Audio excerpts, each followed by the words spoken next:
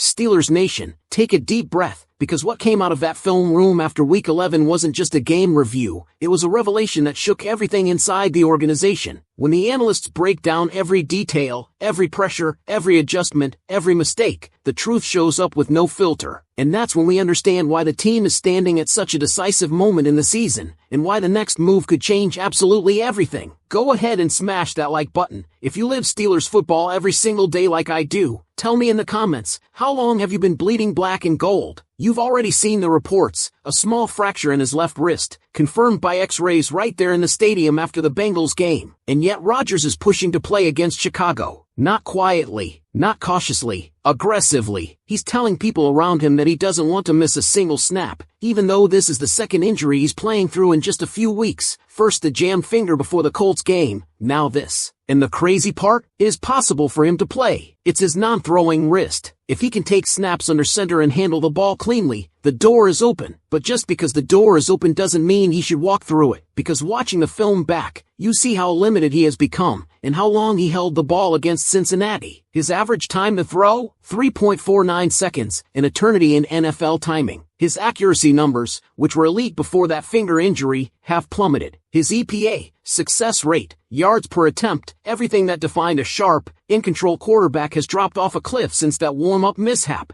And you can feel it. You can literally see it snap to snap. Throws late, throws behind, throws without confidence. He's still the toughest competitor on the roster, but he is not playing at 100%. And then, for the first time in weeks, the picture shifted when Mason Rudolph stepped in. Now let's be real with each other. The surface numbers make Rudolph look like he walked in and saved the day. He moved the offense. He protected the football. He led scoring drives. He looked poised, but the film tells the full story. The throws were extremely short, the offense simplified, the pressure almost non-existent. Nearly every yard came after the catch. He wasn't pushing the ball downfield. He wasn't attacking coverage. He wasn't doing anything risky. He was executing the game plan exactly as it was designed. It worked, and full credit to him, but it wasn't the kind of half that crowns a new franchise quarterback. Still, it was enough to raise real questions about whether the Steelers should let Rodgers rest and recover instead of forcing him to play hurt again. When you pair that with the fact that this offense is surviving primarily through yards after the catch, a historic rate, the highest in the entire next-gen stats era, it becomes clear that Pittsburgh is walking a fine line. The wideouts aren't being unleashed vertically. Roman Wilson, who officially overtook Calvin Austin III in snaps, is flashing but not featured. DK Metcalf is being used more on runaways and mesh concepts, but the vertical game is still missing. And without that vertical threat, defenses compress the field, and everything becomes harder. Then you add in Jaylen Warren's injury, the struggles with jumbo personnel, and the inconsistent run blocking, and suddenly the conversation changes from who should start to what can this offense actually be right now. But the defense, man, the defense is playing like a unit that finally found its identity. The move to more two-high shells since Kyle Duggar arrived has completely transformed the way opponents attack Pittsburgh. Joe Flacco was forced to hold the ball longer. TJ Watt's pressures mattered again. Nick Herbig's bend around the edge shined. Keanu Benton played like a wrecking ball inside. Jalen Ramsey set a tone that Jamar Chase felt every time he crossed the middle. And for the first time in a long time, the Steelers' corner trio, Joey Porter Jr., James Pierre, and Brandon Eccles, looked like a group you can trust in isolation. This wasn't the Week 7 defense that got carved up. This was a unit playing with confidence, speed, and purpose. And that brings us back to the original storyline, because all of this, the offense, the defense, the injuries, the film takeaways, the passing trends, the run game concerns, it all leads to the one question that the entire fan base is debating right now. With Rodgers pushing to play through 2 injuries, and Rudolph proving he can keep the ship steady, and the offense struggling to find balance, who do you believe should start in Chicago, and why? Picking up right where we left off, the moment you turn to the second half of the film, the entire tone of the story starts to shift. Because this isn't just a quarterback dilemma or an injury update anymore, it's a full picture look at a team that is trying to evolve in real time, week by week, while fighting through injuries, inconsistencies, and the pressure of expectations. And as the tape rolls, what becomes obvious is that the Steelers aren't suffering from a lack of talent, they're suffering from a lack of cohesion. Every unit has flashes, every player has moments, but the challenge is getting it all to hit on the same Sunday. Take the offensive structure. When you see Arthur Smith's adjustments from Week 10 to Week 11, you can tell he's trying to fix the possession downs that completely derailed the Chargers game. Going from 0-4-10 to 8-14 is a massive turnaround. You saw more mesh concepts, more manufactured yards after catch opportunities, more deliberate attempts to get the ball to DK Metcalf in stride, and more creative alignments to get Kenneth Gainwell working in space. But even with all of that, the offense is still extremely narrow. Everything is short, everything is underneath, everything depends on someone breaking a tackle. That's not sustainable deep into November and December. And that's where Roman Wilson comes into focus. The leap in his snap count, surpassing Calvin Austin 3 by a wide margin, wasn't accidental. The coaching staff made a decision. They need someone who can win routes, not just run them. And Wilson has been that guy in small doses. The film shows a receiver who understands spacing, who uses motion well, who has strong hands, who can create separation early in the route. But the frustrating part is how few opportunities he's actually given. It's not enough to play him more, you have to feature him. You have to use the middle of the field. You have to give Rodgers or Rudolph a chance to test defenses vertically, because without that, you're watching a passing game that only threatens horizontally. And no matter how good your playmakers are after the catch, that kind of structure eventually hits a wall. Then you shift to the ground game, and it's clear how much Jaylen Warren's injury affected the rhythm. Kenneth Gainwell stepped up, no question. He hit the hole with confidence, his vision was sharp, and his burst created several chain-moving plays. Caleb Johnson looked promising too, especially in the way he finishes through contact. But the offensive line wasn't creating consistent push in traditional sets, and when the Steelers went to jumbo personnel, something they've relied on all year, it simply didn't work. 10 jumbo runs for only 15 yards is a sign that opposing defenses have finally caught on to that tendency. And once a tendency becomes predictable in the NFL, it stops being a weapon. But the real contrast between offense and defense shows up the moment you flip to the defensive tape. That's where the tone completely changes. Kyle Duggar and Jalen Ramsey have transformed this unit. Their presence allows the Steelers to show two high looks at an elite rate without sacrificing physicality in the run game. That means opposing quarterbacks can't diagnose coverages pre-snap. They have to think. They have to wait. They have to hesitate. And in the NFL, a split second of hesitation is all a pass rush needs. You saw exactly that against Joe Flacco. The increase in his average time to throw gave TJ Watt, Nick Herbig, and Keanu Benton the window they needed to wreak havoc. Benton, in particular, is playing the best football of his young career. His hand speed, his explosiveness, the way he counters interior linemen, all of it has taken a noticeable leap. When a defensive lineman suddenly starts winning quickly inside, the entire structure of your pass rush unlocks. And with what demanding attention on every snap, Herbig gets the isolated matchups he thrives on. You can see the confidence growing in all three players. You can see the ripple effect every time the pocket collapses 1 second faster than the quarterback expects. And then there's the secondary, the group that quietly stole the entire show. Joey Porter Jr. played one of his best games of the season, challenging Jamar Chase in ways we didn't see in Week 7. James Pierre, who stepped into a bigger role than expected, didn't just hold his own, he elevated the standard. Brandon Echols delivered his most complete performance since becoming the starting slot defender. Pre-snap disguises, tight man coverage, timely blitzes, physical tackling, it was all there. And the numbers don't lie. The Bengals' star receivers were smothered. Outside of that early touchdown to T. Higgins, Cincinnati couldn't generate any rhythm down the field. That's why the lingering question after the game wasn't about defense, or effort, or talent, or energy. It all comes back to what happens next at quarterback. Because with a defense playing at a top-tier level and the offense searching for stability, the decision under center suddenly carries even more weight. Do you put an injured Rodgers back on the field and risk limiting the playbook again? Or do you trust Mason Rudolph to run a simplified but functional offense while Rodgers heals? One path gives you experience. The other gives you health. One gives you arm talent. The other gives you stability. And the truth is, whichever path the Steelers choose will send this season in a different direction. So now I want to hear directly from the fans watching. If it were your decision, who would you start next week, Rodgers or Rudolph, and why? Picking up the final stretch of this story, the deeper you go into the film and the more you line up every key moment from that Week 11 win, the clearer it becomes that the Steelers are standing at one of those season-defining forks in the road. It isn't just about who takes the first snap in Chicago, it's about the identity this team chooses to lean into as December football arrives. And what really jumps out from the tape is this: the Steelers finally have a defense capable of carrying the load, but the offense has to decide whether it's going to keep limping forward or take a calculated reset to get back to full strength. Because Aaron Rodgers playing through pain isn't just affecting his accuracy or his timing, it's reshaping the entire structure of the offense. You see it in the lack of deep shots. You see it in the reluctance to attack the middle of the field. You see it in how often everything is quick, safe, and horizontal. This isn't the version of Rodgers who opened the season in rhythm, dissecting spacing and hitting tight windows. It's a quarterback who's compensating, who's adjusting his mechanics to protect a finger he jammed weeks ago, and now a wrist that clearly isn't stable yet. And that puts Arthur Smith in a tough spot, because when you design a game plan around a limited quarterback, you also limit your receivers. DK Metcalf becomes more of a runaway option than a vertical weapon. Roman Wilson gets more snaps but fewer actual chances to create mismatches. Calvin Austin III is stuck running routes that don't utilize his strengths. You can feel the tension between what the roster could be and what the roster has to be while Rodgers heals. Contrast that with what happens when Mason Rudolph steps in. The offense shrinks even more, but it stabilizes. It becomes timing-based, rhythm-based, and heavily dependent on yards after the catch. Rudolph isn't pushing the ball deep, but he's not forcing anything either. He's executing the script, and in bad weather, high wind, and a tight game, that has real value. But the question becomes, is that enough to beat playoff-caliber teams once the pressure tightens? Can you run this version of the offense week after week without defenses adjusting and squeezing every window shut? And that's what turns the spotlight right back to the defense, because the defense, right now, looks like the unit that can tilt games on its own. Kyle Duggar's pick six changed everything in that Bengals matchup. TJ Watt affecting throws even when he didn't record sacks mattered more than the box score will ever show. Nick Herbig continues to look like the future at edge rusher. Keanu Benton has evolved into a force inside that opposing lines don't have answers for. Jalen Ramsey is redefining his role as a safety, attacking the run, patrolling the middle, laying hits that set the tone. And the corner trio might finally,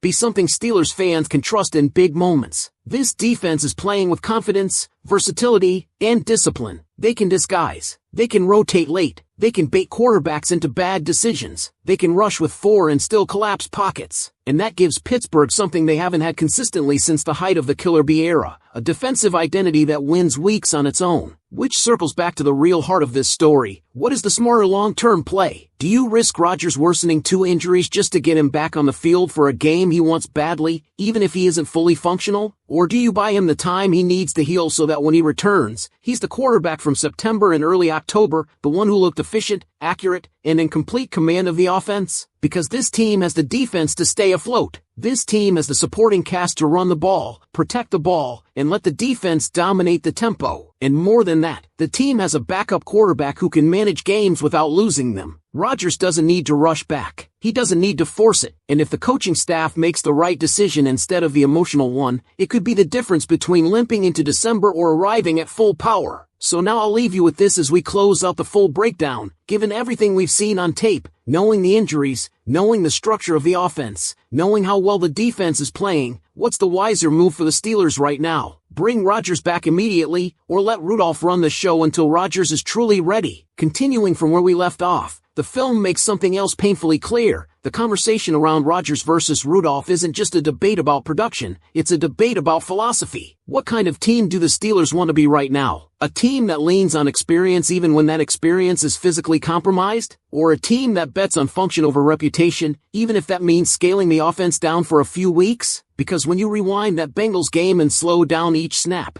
you notice something subtle but important. The players around Rodgers are adjusting their play to compensate for him. Routes are shortened. Timing concepts are simplified. Protection slides are heavier. The ball is coming out later. The pocket is shifting more, and receivers are being asked to win after the catch instead of at the catch point. Even DK Metcalf, someone who thrives on deep breaking routes, is being used as a horizontal piece instead of a vertical one. None of this is normal for an Aaron Rodgers offense, and the tape confirms what the numbers suggested. He's battling, he's pushing, he's playing through pain, but he's not himself. And the offense shrinks because of it. But here's where it gets interesting. The moment Rudolph enters the game, the offense doesn't expand, it just becomes cleaner. Not explosive, not dangerous, but clean. The reads simplify. the ball comes out a little quicker. The receivers know where the ball is going because the quarterback isn't improvising, he's executing. And that alone creates rhythm the unit has been missing. But the ceiling drops at the same time. You're not going to see sudden shot plays. You're not going to see tight window lasers. You're not going to see the type of offensive spark that can flip a game script instantly. And that's why the debate is so sharp right now. Are the Steelers better off with a limited star or a healthy backup? The answer becomes clearer the more you study the defense, because the defense, right now, looks built to carry the team while the offense gets sorted out. You watch Jalen Ramsey's tape and you see a player who has completely embraced the safety role, triggering downhill with a level of anticipation that makes receivers think twice before crossing the middle. You watch Kyle Duggar, and you see a player who brings violence, range, and instincts, the perfect complement to Ramsey's style. Together, they've changed the structure of the defense. Two high shells used to be a luxury. Now they're the foundation, and that foundation forces quarterbacks to hesitate just long enough for pressure to hit. Keanu Benton looks like he's in the middle of a breakout. TJ Watt is manipulating protection assignments even when his stat sheet is quiet. Nick Herbig is turning pressures into game-changing plays with pure speed and bend. Brandon Eccles just put together the most complete slot performance the Steelers have seen all season. Joey Porter Jr. looks like the type of corner who wants to live on an island. And James Pierre is playing with the confidence of someone who understands exactly what his role is and exactly what is being asked of him. Together, that's not a good defense. That's a defense that can suffocate opponents. And that changes the calculus offensively. If you have a defense playing at this level, you don't need a quarterback to win games. You just need a quarterback to avoid losing them. You need efficiency. You need stability. You need health. You need the ability to execute the offense that Arthur Smith actually wants to run, not the one he's forcefully adapting on the fly. That's why the decision for Chicago isn't simply about Sunday. It's about January. Are you building toward a stretch run with a fully healthy Rodgers? Or are you risking further injury by forcing him back too soon, possibly delaying the version of Rodgers this roster was built to support? And let's be honest, every fan watching this knows the truth deep down. You can win games with Rudolph while Rodgers heals. You cannot win playoff games with a limited Rodgers stuck in second gear. The ceiling only matters if your quarterback is healthy enough to reach it. So now, for the fans who stayed locked in through this full breakdown, here's the real question that matters moving forward. Do you trust the Steelers to make the right decision for the long-term health of the season, not just the short-term urgency of the schedule? Picking up exactly from that point, the deeper you evaluate this situation, the more it becomes obvious that Pittsburgh isn't just juggling a short-term decision, they're navigating the identity of the franchise for the rest of the year. And that identity will be shaped by which version of the offense they choose to trust moving forward. Because the tape doesn't lie, the Steelers have reached the moment where the defense is no longer just supporting the team, it's leading it. And whenever that happens, the offense's job becomes very specific. Don't compromise what the defense is building. That's why the quarterback choice takes on such massive weight, because an offense that's built around yards after the catch, controlled pacing, and timing routes only functions if the quarterback can execute it without hesitation. Right now, the version of Rodgers the tape shows isn't able to play with that crispness. He's battling through throws. The release point is inconsistent. His grip looks different snap to snap. You can feel him adjusting to protect his wrist, and when a quarterback is protecting himself, he's not fully operating the offense. And that leads to the quiet truth you see in the film. The offensive line is actually holding up better than the narrative suggests. The pressure rate Rodgers faced wasn't catastrophic. The pockets were functional, but when a quarterback holds the ball an extra second, whether because he's hesitant or because his hand isn't fully right, the offense loses timing, and everything collapses from there. It's the domino effect that doesn't show up in basic stats, but shows up everywhere on tape. That's where Rudolph's tape becomes interesting. He's not elevating the offense, he's stabilizing it. And stabilization is something this unit desperately needs. Even if the throws are short, even if the explosive plays disappear, even if the ceiling drops, sometimes, especially this late in the season, stability is more valuable than upside. And when you have a defense playing at the level Pittsburgh's is playing, the offense doesn't need to be spectacular to win, it just needs to be coherent. And speaking of that defense, the more you study the Chicago matchup ahead, the more it becomes clear why giving Rodgers another week of healing might actually be the smartest possible move. This Steelers defense can dictate the entire flow of that game. Chicago's offense struggles when quarterbacks are forced into tight windows. They struggle against disguised coverages. They struggle when forced to sustain long drives instead of hitting big plays. And that's exactly where Pittsburgh's defense thrives. With Duggar and Ramsey driving the shell rotations, with Porter and Pierre locking down the boundaries, with Eccles finally finding his rhythm inside, and with Watt, Herbig, and Benton generating immediate pressure, the Steelers match up extremely well against the Bears' offense that relies on timing, spacing, and clean windows. This could easily be a game where the defense gives the offense extra possessions, short fields, and opportunities to survive with a simplified attack. And if that's the case, why rush Rodgers back? Why risk further regression? Why keep shrinking the playbook when a week of healing could restore the version of Rodgers capable of elevating the offense during the final month of the season? Because remember, the goal isn't to survive November. The goal is to peak in December and hit January with momentum, health, and cohesion. Everything on tape suggests the smarter long-term play is patience, not panic, not urgency, patience. And this brings everything full circle. With a defense finally playing to its potential, with a secondary that has transformed from liability to strength, and with a pass rush that dictates games, the Steelers have an opportunity they didn't have earlier in the season, the ability to choose long-term health over short-term desperation. So here's the final thought the film leaves us with, the thought that should be sitting at the front of every fan's mind as Chicago approaches. If you allow Rodgers to heal now, could this team become the version it was meant to be when he returns? Continuing right from that moment, the film pushes you toward one final, unavoidable conclusion. This team is closer than it looks. Not perfect, not polished, not fully healthy, but close. And that closeness is exactly why the decision at quarterback cannot be rushed or forced emotionally. Because in the middle of all the injuries, the inconsistencies, and the questions, there is a foundation being built, and it's being built on the defensive side of the ball. And when a defense begins dictating games the way Pittsburgh's just did, everything else becomes optional except stability. That's the word that keeps repeating itself when you watch the tape. Stability on offense. Stability in timing. Stability in decision-making. Stability in identity. When the defense is carrying the weight, the offense doesn't have to be explosive. It has to be predictable in the best way, not the worst way. It has to be predictable in execution, not in tendencies. It has to be reliable, not risky. Which brings us back to Rodgers. When you isolate his snaps against Cincinnati, you see moments of brilliance still hidden in there, a perfectly placed sideline ball, a high IQ pre-snap change, a subtle pocket movement, but you also see the price of playing through injury, the missed throws, the hesitation, the altered mechanics, and most importantly, the inability to threaten the deeper portions of the field. That's the real problem. Because when a quarterback can't stretch the field, everything underneath becomes harder, and the defense can sit on every route. Arthur Smith knows that.